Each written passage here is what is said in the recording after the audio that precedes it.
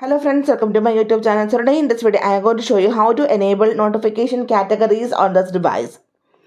Go to settings, tap on notifications, tap on advanced settings. Then here you can see the option manage notifications categories for each app. Turn on this option.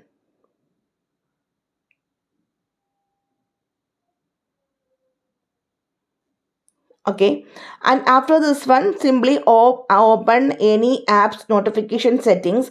Here I am going to open the messages, press and hold the app icon, tap on the I button on the top right side, tap on notifications. Then here you can see the option notification categories, tap on this one. You can see some categories here. You can see simply in this way we can enable notification categories on this device. So hope you guys enjoyed this video. Thank you for watching. Thank you. Bye bye.